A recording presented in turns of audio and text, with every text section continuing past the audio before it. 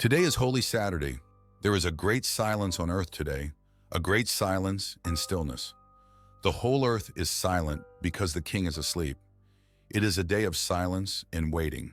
Across the entire Christendom, in various countries of the world, people are waiting for this silence to pass away, waiting for God, waiting in hope for the fulfillment of the promise of rising from the death. We know we will celebrate his glorious resurrection and the fulfillment of God's promise tomorrow. But today we are still waiting, still lying in the tomb with Christ. For the friends and followers of Jesus, his crucifixion turned their worlds upside down. All their hopes and expectations were invested in this carpenter from Nazareth. They had put their livelihoods on the line, changed all their priorities because of what they saw in this man. They had risked everything because they had dared to believe that Jesus was the answer to all their longings and barely voiced hopes. But all of a sudden, the bubble burst. They saw him arrested, stripped, hanged to a tree, and gradually life was sniffed out of him as they watched him die. The man on whom they had pinned their hope for the future was no more. Hope seemed lost as the Blessed Virgin Mary received the lifeless body of Jesus in her bosom.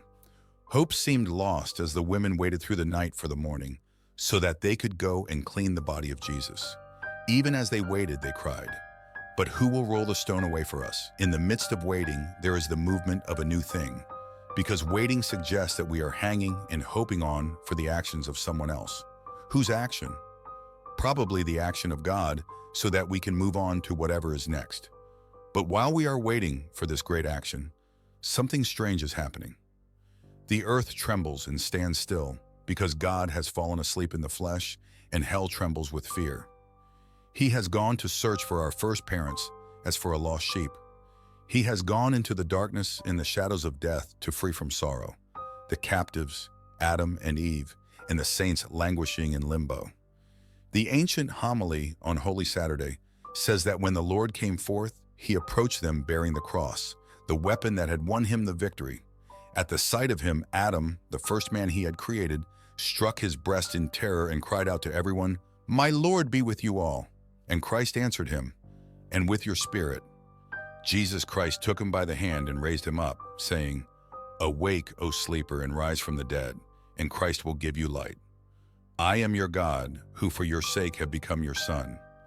Out of love for you and your descendants, I now by my own authority command all who are held in bondage to come forth, all who are in darkness to be enlightened, all who are sleeping to arise. I order you, O sleeper, to awake. I did not create you to be held a prisoner in hell. Rise from the dead, for I am the life of the dead. Rise up, work of my hands, you who were created in my image. Rise, let us leave this place, for you are in me and I in you. Together we form one person and cannot be separated. I slept on the cross, and a sword pierced my side, for you who slept in paradise and brought forth Eve from your side. My side has healed the pain in yours, so do not be afraid. My sleep will rouse you from your sleep in hell. The sword that pierced me has enclosed the sword that was turned against you. In the same way, God invites us to rise from the grave of our sins and the dangerous occasions of sin to a new life. Rise, he says, let us leave this place of sin and darkness and evil into the wonderful light. Cast off the burden of the night, the burden of laziness and evil, and put on the blessing of the day. Let he who is of two minds purify the intention of his heart. The old life is gone. A new page is about to be opened for you. So let all mortal flesh keep silent and wait with fear and trembling, for the King who sleeps will soon awake, and with blessing in his hands, he will give life and strength to all who wait upon him. Then they will mount up with wings as eagles. They will run and not grow weary. They will walk and not faint. Easter is coming, and we shall burst forth gloriously with the risen Lord. But for now, in silence, let us wait, for the King who sleeps will soon awake.